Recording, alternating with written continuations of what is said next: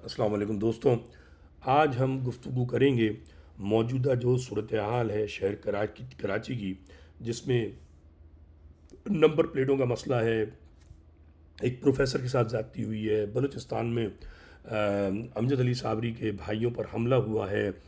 उसके अलावा आफाक अहमद साहब का बयान है और दीगर मामलात हैं, उस पर हम बात करेंगे। मगर सबसे पहले हम बात करेंगे खालिद मकबूल सिद्दीकी और उनकी एमक्यूएम का किरदार। सिफर, कोई किरदार नहीं इनका, ठीक है ना। और क्या कहते हैं, इनके साथ साथ जो है अल्ताफ़ पे भी हम बात करेंगे कि जो उसका ड्रामा चल रहा है, मैं फिर बताऊंगा ये ड्रामा है, क्यों है, क्या हो रहा है। और उसके अलावा आफाक अहमद साहब के जो इरादे हैं उस पर बात होगी। और अमजद अली साहब के जो भाई हैं, इनका जो वाक़या है इस पर भी बात होगी। और ये एक साबिर अली साहब जो हैं वो एक सहाफ़ी हैं। ये एक मिसाल के तौर पर इनको मैं पेश करूँगा कि जो महाजरों की जहनीत है। मगर सबसे पहले आइए एम क्यू एम पर बात करें। एम क्यू एम का किरदार जो है वो नहायत मुनाफिकाना है। एम क्यू एम को पता है कि उनकी नौकरी जो है वो सरकार ने लगाई हुई है, उनके पास मैंडेट नहीं है, और वो जिन्होंने नौकर उन्हें रखा हुआ है वो उनकी नौकरी कर रहे हैं। खालिद मकबूल सिद्दीकी और मुस्तफ़ा कमाल दोनों वफाकी वज़ीर हैं। मुझे नहीं मालूम वफाकी वजारत से महाजर कौम का क्या फ़ायदा है, महाजर कौम के संगीन तरीन मसाइल हैं। मगर ये दोनों अफराद जो हैं वो वफाकी वजारतें संभाले हुए हैं, और अल्लाह बेहतर जानता है कि उन वफाकी वजारतों से महाजर कौम का क्या फ़ायदा है। लेकिन जो महाजर कौम के साथ दीरीना मामलात हैं, इन पे इनका कोई भी, इनकी क़्यादत का कोई भी ऐसा मौक़िफ़ सामने नहीं आ रहा जिससे महाजरों की नुमाइंदगी होती हो। खालिद मकबूल ख़ास तौर पर ये जो अल्ताफ़ का भी मौजूद ड्रामा है, इस पर उनकी खामोशी एक बार फिर बताती है कि वो दरपर्दा अल्ताफ़ से मिले हुए हैं। अच्छा, इनसे हटकर जो है क्या कहते हैं, आफाक अहमद साहब जो है वो कुछ सितंबर में करना चाहते हैं पीपल्स पार्टी के ख़िलाफ़। अब पता नहीं क्या करना चाहते हैं। अप्रैल में हमने इनकी बड़ी हिमायत की थी, ये सफ़ेद परचम तहरीक चला रहे थे, मगर वो एक झाग की तरह बैठ गई थी जब इस्टेब्लिशमेंट इनको इजाज़त नहीं दी थी। इस्टेब्लिशमेंट इनको इजाज़त इसलिए नहीं दी थी कि उनको ख़दशा था कि ये अल्ताफ़ की सिंपैथीज़ गेन कर रहे हैं। मैं नहीं समझता कि सितंबर में भी कोई गुल खिलाफ खा पाएंगे, क्योंकि इस्टेब्लिशमेंट जो है वो अल्ताफ़ को अब भी पसंद नहीं करती है। और आफाक अहमद अभी भी अल्ताफ़ की जो है वो हमदर्दियाँ समेटने के चक्कर में है, जो मैं समझता हूँ उनका एक बार फिर गलत सियासी अमल है। आफाक अहमद साहब ने अपनी ज़िंदगी में बेपनाह सियासी गलतियाँ की हैं, बेपनाह सियासी गलतियाँ की हैं, ठीक है ना। अल्ताफ़ ने तो मक्कारियाँ की हैं, अल्ताफ़ ने तो कमीनापन किया है, मगर आफाक अहमद साहब ने सियासी गलतियाँ की हैं। इनकी एक सियासी जिसका है ना कि कामयाबी है, वो ये है कि इन्होंने महाजर कौमी मूवमेंट को ज़िंदा रखा। महाजर कौमी का नाम नहीं बदला, मगर ख़ुद से इन्होंने ना कभी अच्छी तंजीम साजी की, ना कभी कोई सियासी मुहिम चलाई। ये सफ़ेद कपड़ा मुहिम सबसे इनकी मजबूत तरीन तहरीक थी, मगर वो भी झाग की तरह बिठा दी थी। अब भी मैं नहीं समझता कि जो इनका रद्दमल आ रहा है अल्ताफ़ के हवाले से वो कोई अक्लमंदाना है। आफाक अहमद साहब वही हैं जिन्होंने अल्ताफ़ के साथ मिलकर 15,000 लड़के शहीद करवाए। इतना सख्त इख्तलाफ इनको इससे पहले मालूम है कि अल्ताफ़ जो है वो 90 पर जो लड़कियों की इंटरव्यू करता था उसका क्या किरदार था। इनकी ज़िम्मेदारी है कि अल्ताफ़ के घिनौनी कैरेक्टर को पब्लिक के सामने लाएँ, मगर ये डरते हैं, इन्हें पता है कि लोग जो है उँगलियाँ उठाएंगे, चूँकि लोग दिलदादा हैं अल्ताफ़ के। तो ज़ाहिर सी बात है आफाक अहमद साहब को शहर कराची में रहना है और लोगों के वोट बहरहाल मांगने हैं। तो मुझे तो वोट नहीं मांगने, मैं तो वही बात करूँगा जो बिल्कुल सोलाने दुरुस्त और सच्ची होगी। और यही मामला कुछ एम क्यू एम की दीगर लीडरशिप का है, जैसे नदीम नुसरत हैं, जैसे इशरत अली इबाद हैं, और अमीनुल हक हैं, और भी दीगर जो लोग हैं फारसतार समेत, जो सब अच्छी तरह से जानते हैं कि अल्ताफ़ का कैरेक्टर कितना गलीज़ है। हम उस पर मज़ीद बात करेंगे अल्ताफ़ के कैरेक्टर पर, जब उसकी अल्ताफ़ की अभी जो तस्वीरी झलकियाँ दिखाएंगे।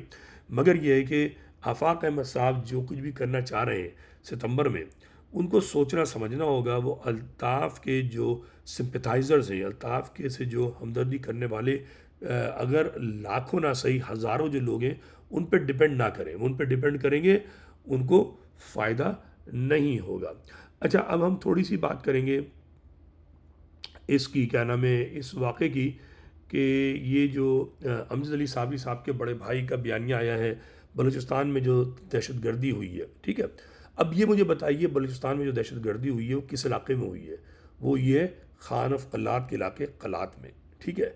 खान ऑफ कलात कौन है? वो अल्ताफ़ का दोस्त है।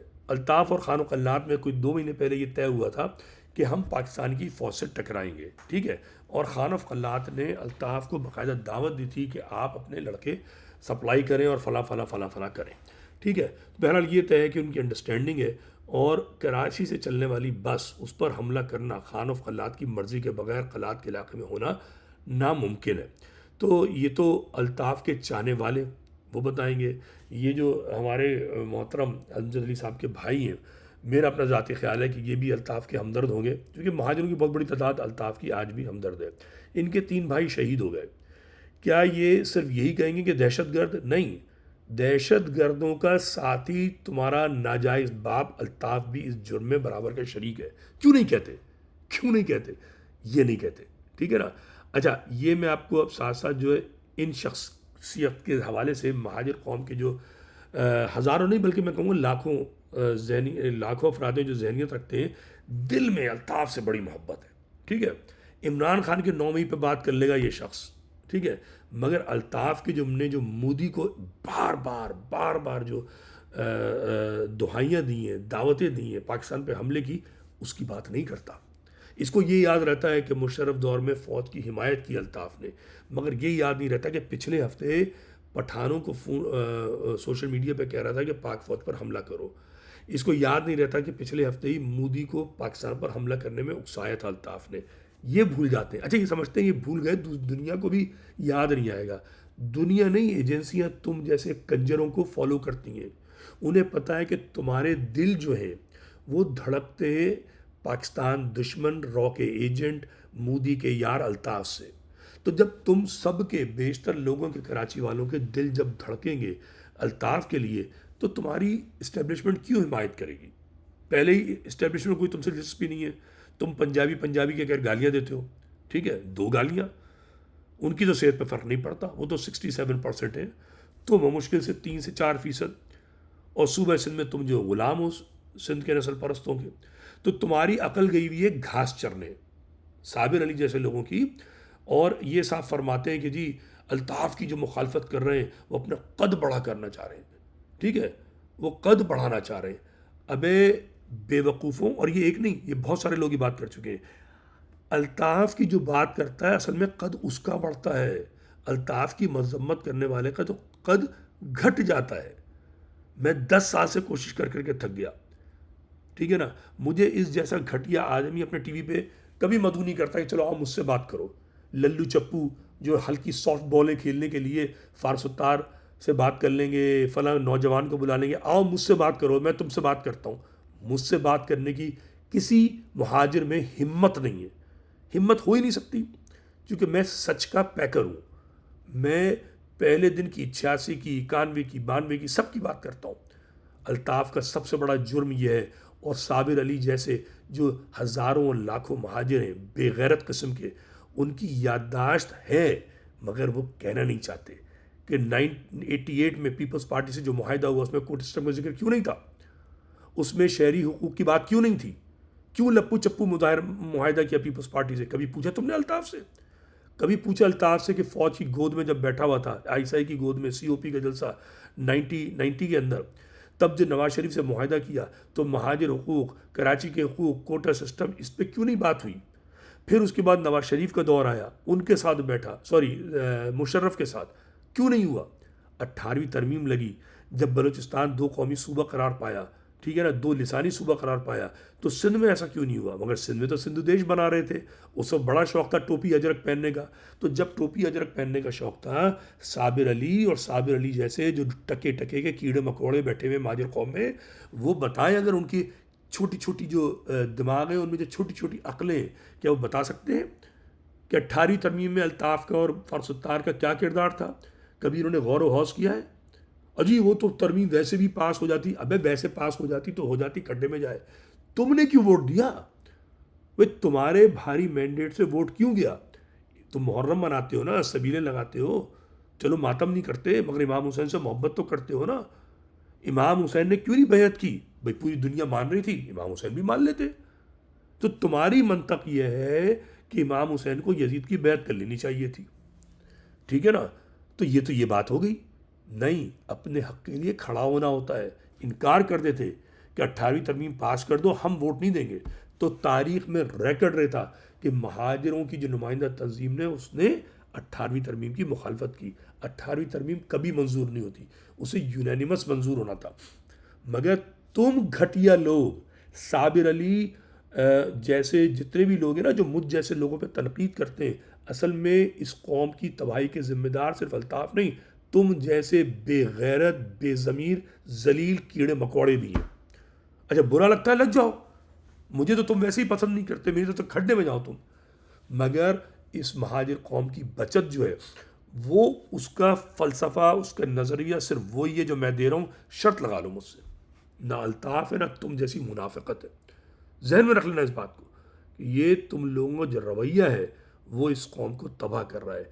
तुम एक पाकिस्तान दुश्मन को पूरी एजेंसी के सामने बता रहे हो कि ये हमारा बाप है, हमें इससे हमदर्दी है। मोदी के इस यार से, पाकिस्तानी फ़ौज पर हमला करने का कहने वाले से, पाकिस्तान को गालियां देने वाले से, इस जलील बेज़मीर खबीस जिनसी थर्ड क्लास ड्रामेबाज शख्स से तुम्हें हमदर्दी है, तुम्हारा बाप है। तो जिनका ये बाप हो उनके लिए पाकिस्तान में मुझे नहीं लगता कि कोई इज्जत व वक़ार का चांस है, ठीक है। इस्टेब्लिशमेंट तुम्हें घास वैसे भी नहीं डालती है, ऊपर से तुम्हारी हरकतों की वजह से तुम्हें और जिल्लत मिल रही है, और जरदारी और नस्ल परस्त उसका फ़ायदा उठा रहे हैं।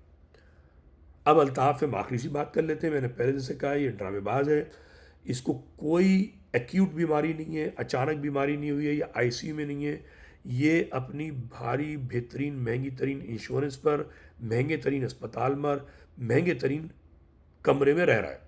इसका सारा ड्रामे का मकसद ये है कि आपसे हमदर्दी गेन करे, अपना हमदर्दी बढ़ाए, ताकि ये इंडिया से पैसे और ले सके, शायद नेगोशिएट कर पाए पाकिस्तानी इस्टेब्लिशमेंट से। इसका सारा खेल ये है, इससे ज़्यादा इसकी खेल नहीं है। अपनी हैसियत बनाना, तुम्हारी हिमाकतों पर, तुम्हारी बेवकूफ़ी पर खेलता है ये खेल खेल रहा है। इसको क्या हुआ अब तक? पहले दिन गया क्लीन शेव, अस्पताल में झबला पहन के लेटा हुआ है, दूसरे दिन खून की बोतल चढ़ रही है, तीसरे दिन वॉकर से चल रहा है, ठीक है ना। और उसके बाद अभी ये कि जी, पहले ही हुआ कि वो कार्डियोलॉजिस्ट ने कहा है कि आप रेस्ट कीजिए, ठीक है। फिर अब आया है गैस्ट्रोएंटरोलॉजिस्ट जो है वो टेस्ट करेगा। अब गैस्ट्रोएंटरोलॉजिस्ट कौन होता है? गैस्ट्रोएंटरोलॉजिस्ट वो ये है जो मुंह से लेकर पैखाना करने की जगह तक की बीमारियों का आलिम है, ठीक है ना, कंसल्टेंट है। तो मैं आपको कल अपने वीलॉग में बता चुका हूँ कि इनके अंदरूनी हल्के के किसी शख्स ने कहा कि ये बताइए कि CMV प्रोक्टाइटिस किसको कहते हैं। अब मुझे नहीं मालूम इसको क्या है, मुझे कुछ नहीं मालूम, मगर मैं सवाल कर रहा हूँ कि इसके ब्लड काउंट कम था, जो इसके पेट कटने की वजह से हो सकता है, या फिर इन्फ्लेमेशन की वजह से, या क्रॉनिक डिजीज़ की वजह से, जो पुरानी बीमारियों की वजह से इंसान का खून कम हो जाता है। तो अगर कोई सवाल इसके अंदरूनी हल्के का पूछ रहा है कि CMV प्रोक्टाइटिस, तो इसका मतलब है कि मुमकिन है, यकीनी नहीं है, कि एक गैस्ट्रोएंटरोलॉजिस्ट इसको स्कोप डालेगा, जो मुस्तफ़ा ज़बादी ने बात की है, क्लोनोस्कोपी नीचे के सुराख से वो स्कोप डालते हैं, ऊपर तक देखते हैं, ठीक है ना, कोलन के एंड तक, बड़ी आंत तक वो देखते हैं कि क्या बीमारी है। और ये प्रोक्टाइटिस जो है, ये बड़ी आंत का जो बिल्कुल निचला हिस्सा रेक्टम, इसकी इन्फ्लेमेशन को कहते हैं। CMV साइटोमेगलो वायरस, ये काफ़ी कॉमन है जिन लोगों को एड्स होती है, ठीक है। अब अल्ताफ़ वो शख्स है कि जिसकी बेटी उसके पास नहीं आ रही है, दुनिया जहान की औरतें आ रही हैं, आप तस्वीर में देख रहे हैं, लेकिन इसकी बेटी लंदन में है और इसके पास नहीं आ रही है। अंबर नैन्सी खान ने जो बात की थी, ह्यूस्टन में रहती हैं, वो बताएं उन्होंने ये बात क्यों की थी, और करने के बाद अब सुना है वो मकर रही हैं, ठीक है ना, अल्ताफ़ से मोहब्बत का इज़हार कर रही हैं। क्या उनको कोई प्रेशर है, किसी ने उनको डंडा दिया है, मुझे नहीं मालूम, लेकिन जो तीर निकल गया, जो बात 5 साल पहले वो कह गई, और हमको ही पता है कि कोविड में भी इसकी बेटी इसके पास नहीं आई, अभी भी नहीं आई है, ठीक है ना। तो ये बहुत बड़ा सवालिया निशान है कि एक ऐसा शख्स कि जिसके मुतालिक शुबा है, यकीन नहीं है, शुबा है कि वो जिनसी बेराह रवी का क्या कहते हैं उसका किरदार है, ठीक है। माजी में भी इल्ज़ाम लग चुके हैं, जो कि फ़ारूक सत्तार, मैं पहले कह चुका, खालिद मकबूल, नदीम नुसरत और अमीनुल हक और आफाक अहमद की जिम्मेदारी है कि कुरान पर हलफ लेकर यकीन से कौम को बताएं कि वो सच बोलेंगे और सच के सिवा कुछ नहीं बोलेंगे, और बताएं कि 9-0 में क्या होता था। अल्ताफ़ हुसैन बुर्का पहन के कहाँ जाता था, क्या करता था, आफाक अहमद साहब का इससे झगड़ा क्यों हुआ था, ये सब कहने की बात है। माजे नाम पर, माजे नाम नहीं, पैसों पर और लड़कियों पर मामला था। और उसके बाद लंदन में हमने नाजी हसन मरहूम बेचारी, उनके बारे से भी किस्से सुने थे। क्यों सुने थे? और ये भी सुना है कि एमक्यूएम के कई कारकुनान जो हैं उनकी शादी अल्ताफ़ कराता था, और उनकी जो औलादें थीं वो समझ लें 3-4-5 महीने में हो जाती थी, जो कि मुमकिन नहीं है। तो ये सब कुछ ऐसा क्यों होता था? तो ये चीज़ें जो है, ये अफवाहें हैं सारी, ठीक है, यकीन इसमें कोई नहीं है, लेकिन लीडरशिप को बताना होगा। और ये इसको क्या बीमारी है, क्या इसको कोई जिनसी बीमारी है, क्या इसको CMV प्रोक्टाइटिस है, ठीक है, ये क्यों पड़ा हुआ है अस्पताल में? क्योंकि जो CMV प्रोक्टाइटिस है, जो एनीमिया है, उसका तो क्रॉनिक है। क्लिनिक में जाइए, वो आपको दवाएं लिख के दे देंगे, एंटीबायोटिक लिख के दे देंगे, आपको यहाँ पड़े रहने की ज़रूरत नहीं है, ठीक है ना। ये जो यहाँ पड़ा हुआ है, ये सिर्फ सिंपैथी गेन करने के लिए पड़ा हुआ है, ठीक है ना, कि नई नई खबरें आती रहें, अल्ताफ़ की खबरें चल रही हैं, और कौम में एक बार फिर इसने जो है अपनी एक गिरफ्त मजबूत कर ली। इसके अलावा कुछ नहीं है, लेकिन इसकी जो गिरफ्त मजबूत होगी, इससे कौम को बहुत शदीद नुकसान है, जैसा कि मैं जिक्र कर चुका। खुदा हाफिज़।